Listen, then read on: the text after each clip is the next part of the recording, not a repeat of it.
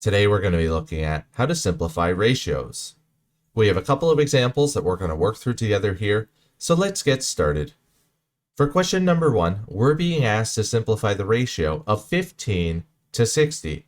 Well, as we can see up top here highlighted in yellow, similar to how we simplify fractions, to simplify ratios, we're going to divide all parts of the ratio by their greatest common factor.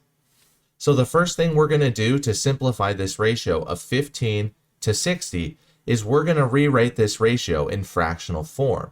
So we have 15 to 60.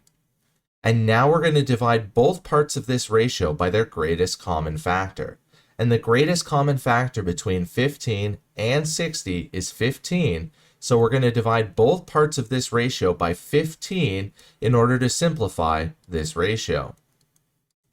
Well, when we divide 60 by 15, we get 4, and then when we divide 15 by 15, we get 1, for the ratio of 1 to 4.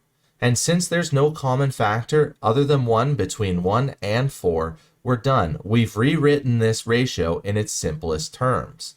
But we are going to write this ratio in the two other ways that we can write a ratio. The first way, just like we see up top, is to put a colon between the two parts. So we have 1, 2, 4. Now the other way that we can write a ratio is we're going to put the word 2 between the two parts. So we have 1, 2, 4. So as we can see, when we simplify the ratio of 15 to 60, we get the ratio of 1, 2, 4.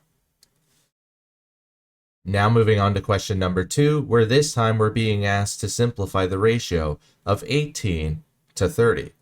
Well, the first thing we're going to do is we're going to rewrite this ratio down below in fractional form. So we have 18 to 30. And now we're going to divide both of these parts by their greatest common factor. And the greatest common factor between both 18 and 30 is 6. So we're going to divide both of these parts by 6. And when we divide 30 by 6, we get 5. And then when we divide 18 by 6, we get 3, for the ratio of 3 to 5. And since there's no common factor between both 3 and 5 other than 1, we're done. We've rewritten this ratio in its lowest possible terms. So now we're going to write this ratio in the other two ways that we can write a ratio. So we have 3 with a colon between, to 5, and then the last way we have is 3 with the word 2 in between 5. So we have 3 to 5. So when we simplify the ratio of 18 to 30, we get the ratio of 3 to 5 when written in its lowest possible terms.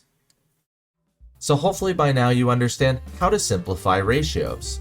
Help make math less complicated by smashing those like and subscribe buttons. As always, enjoy today's math journey.